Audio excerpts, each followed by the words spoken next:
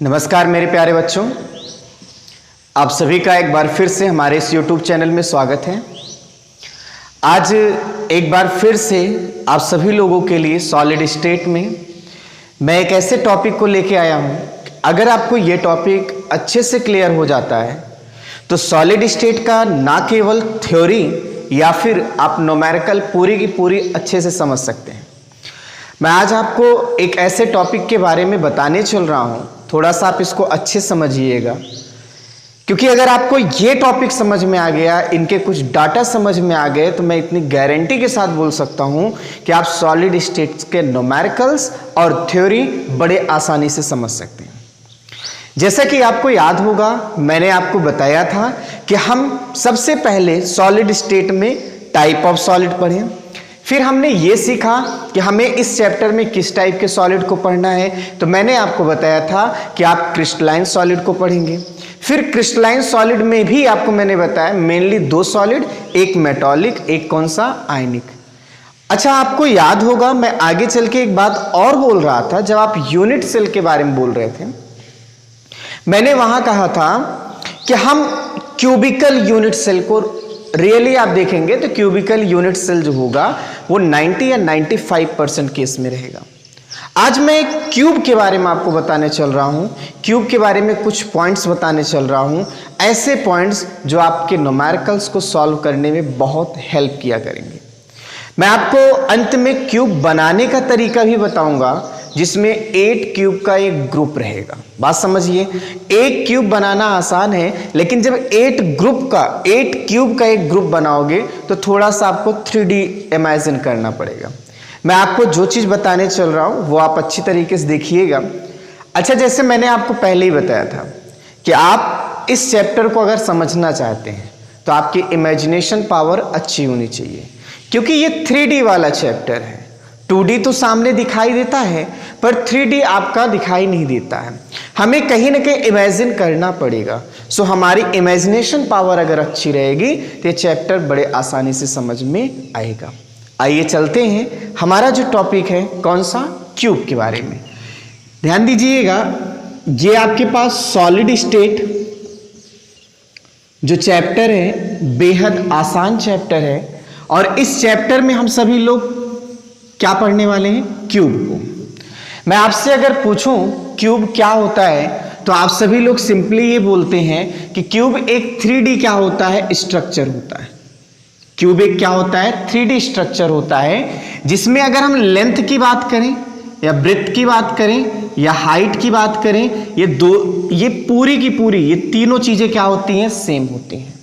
अगर मैं इस पूरे चैप्टर में लेंथ, ब्रेड्थ और हाइट को मैं मान लूं ए है, क्योंकि सब जगह पे क्या रहेगा, सेम रहेगा, तो हम सभी लोग ऐसा भी बोल सकते हैं वॉल्यूम ऑफ क्यूब। थोड़ा सा समझिएगा, वो आपके पास वॉल्यूम इज इक्वल क्या होता है, लेंथ, ब्रेड्थ और क्या होता है, हाइट। वो आपके पास कितना आंसर आ जाएगा, ए क्यूब आ जाएगा। मेरे कहने का मतलब क्या है, मेरे कहने का मतलब क्या है कि आप जब पढ़ना स्टार्ट करेंगे तो मैं जिन जिन डाटा को आपको बता रहा हूं आप उन पर फोकस करते जाइए। जैसे मैं एक छोटा सा क्यूब बना के आपको बता देता हूं।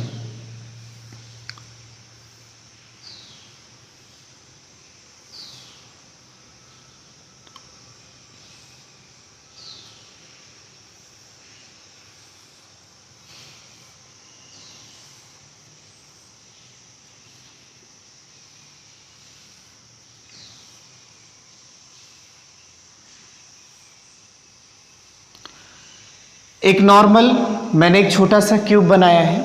आप सभी लोगों को कुछ बातें और मैं बता दूं, ये जो आपके पास कहीं ना कहीं अगर आप यहां से देखेंगे तो ये जो सामने वाला पोर्शन दिख रहा है ना, ये आपका फ्रंट व्यू होगा। कैसा होगा, फ्रंट व्यू होगा। समझ पाए, सामने से देखेंगे तो। और उसी जगह ये जो टॉप वाला है, ये वाला जो हम पोर्शन दिखा रहे हैं, ये आपका टॉप व्यू होगा। थोड़ा सा आप इनको प्रोजेक्टाइल करेंगे, देखेंगे तो आपको मिलेगा सामने जहां से आप देखेंगे वो फ्रंट व्यू होगा, और ये आपके पास टॉप व्यू होगा। और इधर देख लीजिए तो आप सभी के पास ये और ये जो है आपके पास, ये साइड व्यू होगा। कैसा होगा, साइड व्यू होगा। फिलहाल हमको साइड व्यू, फ्रंट व्यू या टॉप व्यू से कोई मतलब नहीं है। मैं आपको इतना बता रहा हूं कि आप जिस रूम में अपनी पढ़ाई कर रहे हैं, आप जिस रूम में पढ़ रहे हैं, वो रूम एक क्यूब जैसा है। आपकी पूरी निगाह अपने कमरे पे होना चाहिए और आप मानकर चलिए कि हम कमरे के अंदर बंद हैं, तो हम अपने कमरे को कैसे फोकस करेंगे? तो देखिए क्या क्या होता है। सबसे पहली बात, मैं आपको जो डाटा के बारे में एक्सप्लेन करने चल रहा हूं, सबसे पहला डाटा वो है कॉर्नर।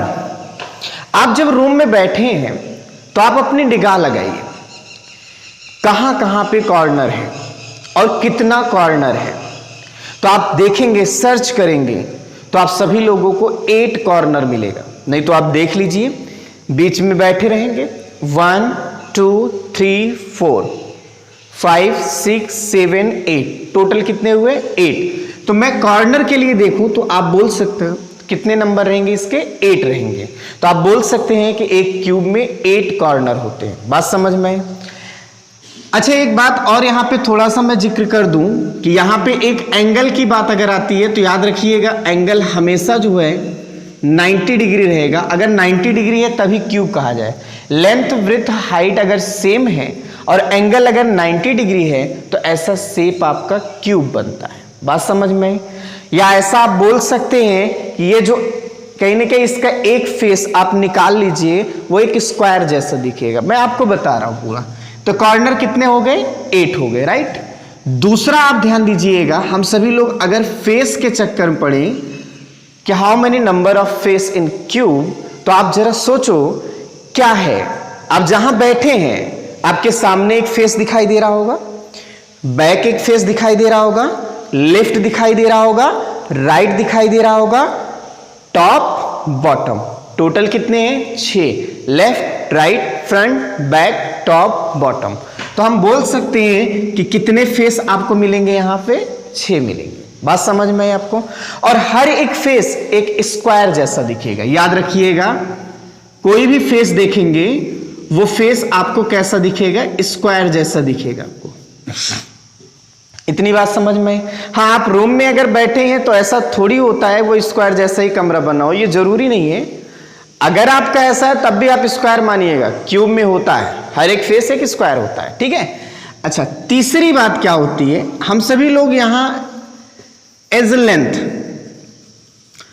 अब एज लेंथ मतलब क्या होता है? एक्सिस। एज लेंथ का मतलब सिंपली क्या होता है? एक्सिस होता है, ठीक है।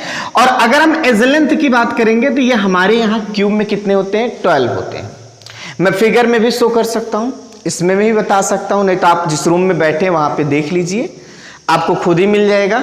आप रूम में बैठे होंगे, देखेंगे एक एज लेंथ ये है, 2 3 4 5 6 7 8 9 10 11 12, या 1 2 3 4 5 6 7 8 9 10 11 12।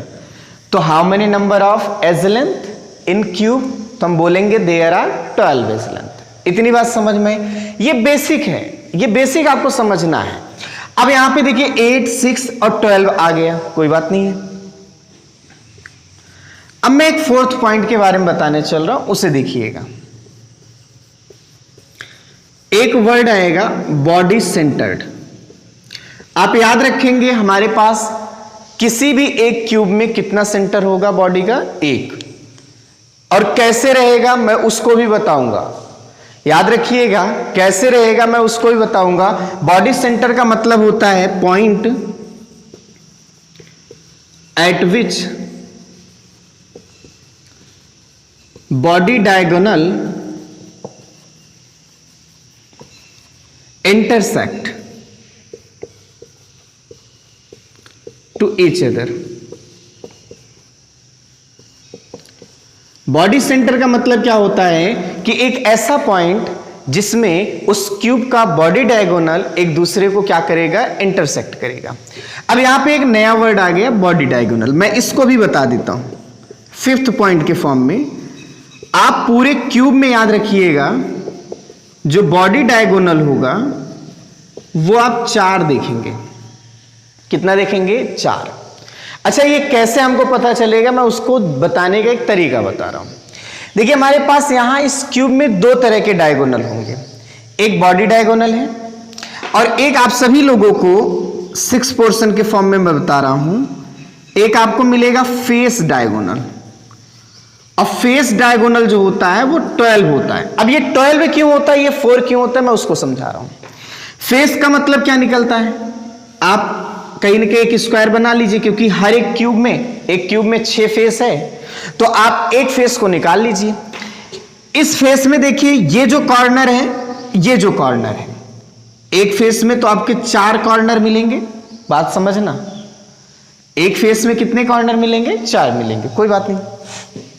अब आप क्या करेंगे, एक कॉर्नर पे अपने आप को सेट करेंगे, दूसरे को छोड़ेंगे, तीसरे पे ध्यान देंगे। तो जरा देखिए ये आपके पास क्या हुआ, फेस डायगोनल हुआ, ये आपके पास फेस डायगोनल हुआ। अगर मैं आपसे पूछता हूं यहां पर जो फेस डायगोनल आपके पास होता है, एक फेस में कितना है, तो आप बोलेंगे एक फेस में कितना है, 2। तो हमारे पास क्यूब में कितना फेस है, 6।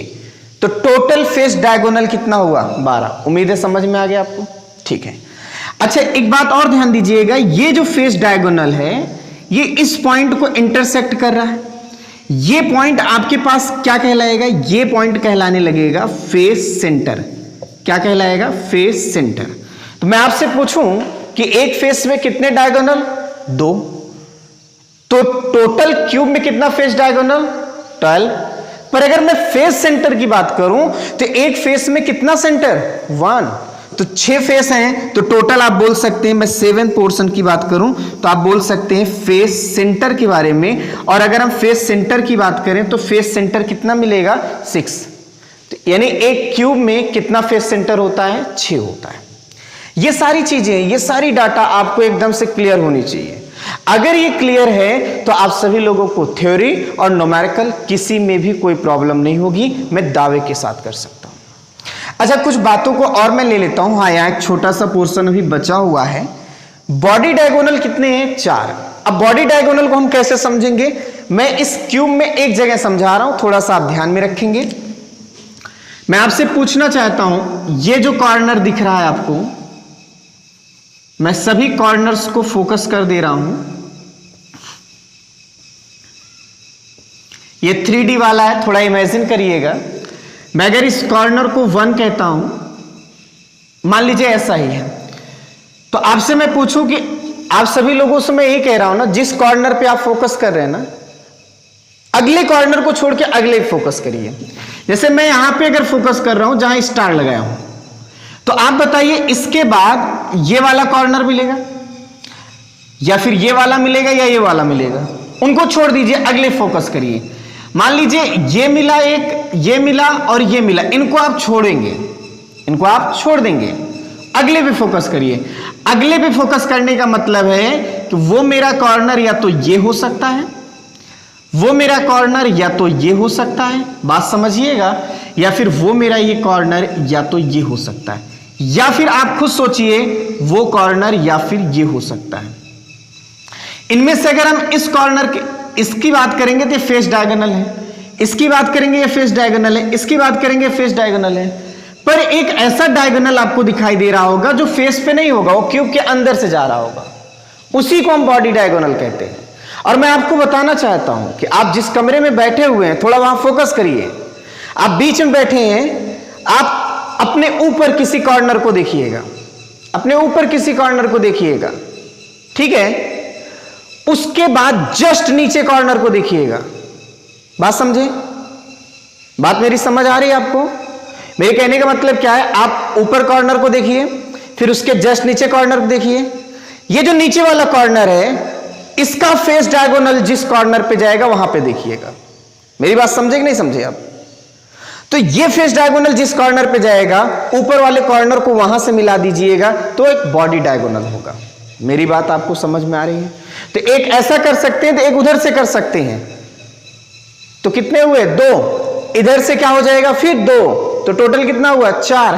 तो आप बोलेंगे किसी भी क्यूब में कितने बॉडी डायगोनल होते हैं, 4। और ये चारों बॉडी डायगोनल जहां एक दूसरे को इंटरसेक्ट करेंगे वही आपके पास क्या कहलाएगा, बॉडी सेंटर, और वो केवल एक रहेगा। तो इसलिए आप ध्यान देंगे बॉडी सेंटर कितना रहेगा 1, फेस सेंटर कितना रहेगा 6, फेस डायगोनल कितना रहेगा 12, बॉडी डायगोनल कितना रहेगा 4। मैं एक और पॉइंट को थोड़ा सा यहां पे एक्सप्लेन कर दे रहा हूं, उसे भी आप ध्यान देंगे। एज सेंटर, मैं आपसे पूछना चाहता हूं कि एज कितना होता है क्यूब में 12, तो 12 का मतलब कितना एज सेंटर होगा 12। भाई एक्सिस यही है, ये कॉर्नर, इसी का बीचों वाला पार्ट क्या होगा, इसका सेंटर होगा। तो एक एज पे एक सेंटर, तो 12 एज पे 12 सेंटर। इस तरह से आप सभी लोगों को मैंने क्या बताया, कुछ क्यूब के बारे में डाटा। अच्छा, मैं एक बात और आपसे करना चाहता हूं, थोड़ा सा मैथमेटिकल कैलकुलेशन रहेगा, आप उसे भी फोकस करिएगा। क्या, मान लीजिए आपने क्यूब का, सबसे पहले मैं फेस डायगोनल के बारे में बात कर रहा हूं, फेस डायगोनल, और मैंने आपसे बोला कि क्यूब का कोई भी फेस निकाल लीजिए, वो एक स्क्वायर होगा। मैंने ये स्क्वायर ले लिया, अगर इसका डायमेंशन ए है, इसका भी क्या होगा, ए होगा, लेंथ ब्रेथ सेम होगा, विथ कितना डिग्री 90 डिग्री। मैं आपसे पूछूं कि इसका डायगोनल कौन सा होगा, तो आप इसका डायगोनल यही बताएंगे जो 45 पे कैंसिल करेगा, 45 डिग्री पे, राइट। अब मैं आपसे पूछता हूं कि इस सिचुएशन बताओ, ये भी तो आपका ए होगा, तो ये कितना हुआ, फेस डायगोनल की वैल्यू कितनी हुई, तो आप बोलेंगे फेस डायगोनल की वैल्यू होगी क्या, ए स्क्वायर प्लस ए स्क्वायर, मतलब √2a। यानी ये कैलकुलेशन आपको आना चाहिए कि फेस डायगोनल जो होता है वो किसके बराबर होता है, √2a के बराबर होता है। ये पूरे चैप्टर में आप याद रखेंगे कि फेस डायगोनल किसके बराबर होता है, √2a के बराबर होता है। बात समझ में, जैसा कि अभी आपको याद है फेस डायगोनल आपका √2a के बराबर है, बिल्कुल वैसा ही हम थोड़ा सा कैलकुलेशन कर लेते हैं बॉडी डायगोनल के बारे में। हमारे पास जो बॉडी डायगोनल था, मैंने उसको बताने का तरीका क्या समझाया था, मैंने आपसे कहा था कि आप एक काम करिए, 2 फेस को ले लीजिए। मैं एक फेस बना रहा हूं,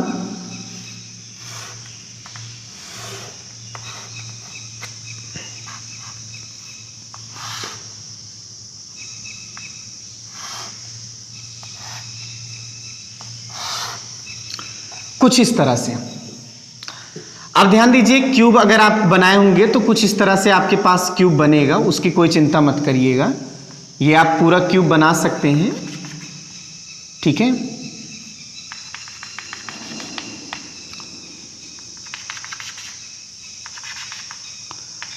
आपको पूरे क्यूब बनाने की कोई जरूरत नहीं है, ठीक है। आप केवल 2 फेस पे फोकस करिए। मैं इस कॉर्नर की बात करूं तो इस कॉर्नर के रिस्पेक्ट में ये जो लेंथ है वो कितना रहेगा, ए रहेगा। और हमने आपसे कहा कि ये जो आपके पास लेंथ है ये आपका कितना आया, √2a आया, क्योंकि ये फेस डायगोनल है। और हम बॉडी डायगोनल किसको कह रहे हैं, इसको। ये आपके पास क्या होगा, बॉडी डायगोनल। ये आपके पास क्या होगा, बॉडी डायगोनल। मैं आशा करता हूं कि आप सभी लोगों को बॉडी डायगोनल कैसे होता है वो 4 आपके पास समझ में आ चुका होगा।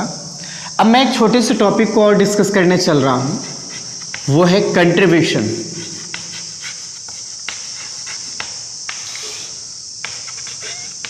इन क्यूब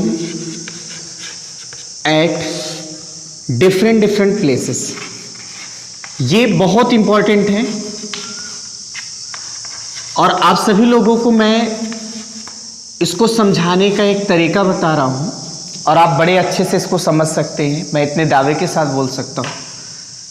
आप एक काम करिए, कोई भी एक क्यूब बना लीजिए, एक छोटा सा। मैंने क्या किया है, ये आपके सामने एक छोटा सा क्यूब बनाया है।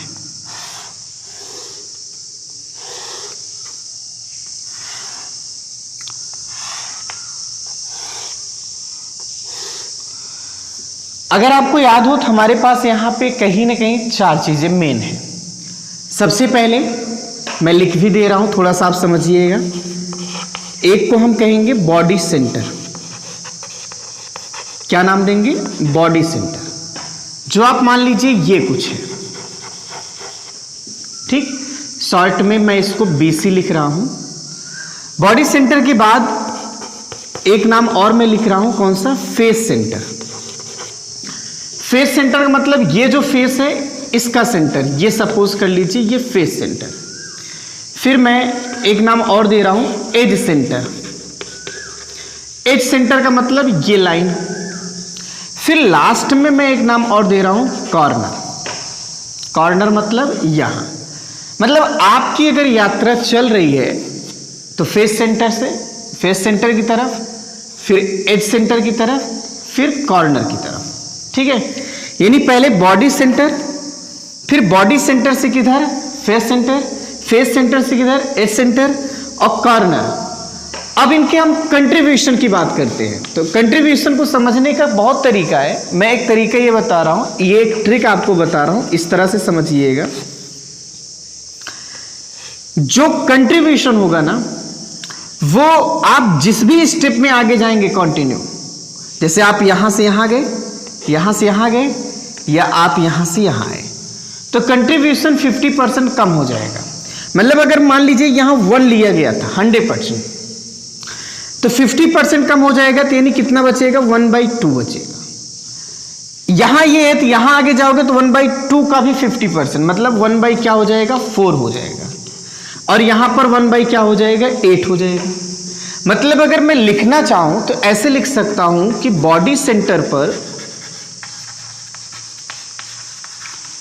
पर जो कंट्रीब्यूशन होगा वो कितना रहेगा? 1%। के फॉर्म में देखें तो 100%। परसेंट के फॉर्म में देखोगे तो कितना रहेगा? 100%, ठीक है। फेस सेंटर पे अगर आप देखेंगे तो 1/2 मतलब कितना हो गया? 50%। एज सेंटर पे आप देखेंगे 1/4 यानी 25%। आ जाइए अब कॉर्नर पे। कॉर्नर पर हम देखते हैं तो 1 क्या हो जाएगा? 8। याद रखना, एक क्यूब में 1/8 का कंट्रीब्यूशन रहेगा कॉर्नर पे। और अगर हम इसकी बात करेंगे तो ये आपका 12.5% हो जाएगा। यानी आप कहना क्या चाहते हैं?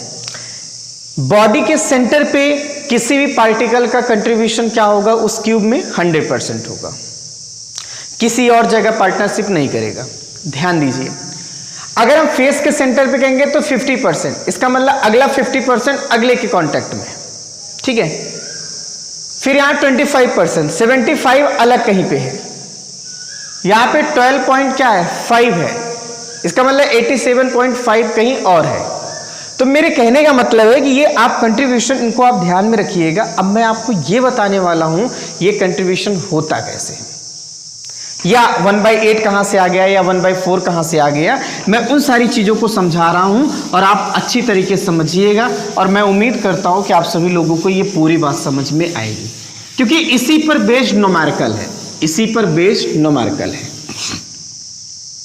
सबसे पहले हम चर्चा करते हैं कॉर्नर पे। कॉर्नर पे मुझे पता चल गया पार्टिकल का कंट्रीब्यूशन कितना होता है? 1/8। ये कहां से आ गया मैं उसको बता रहा हूं। या परसेंट के फॉर्म में देखें तो 12 पॉइंट कितना होता है? 5% होता है। अब ये कहां से आया उसे देखिएगा। जैसे आपने ये क्यूब बनाया,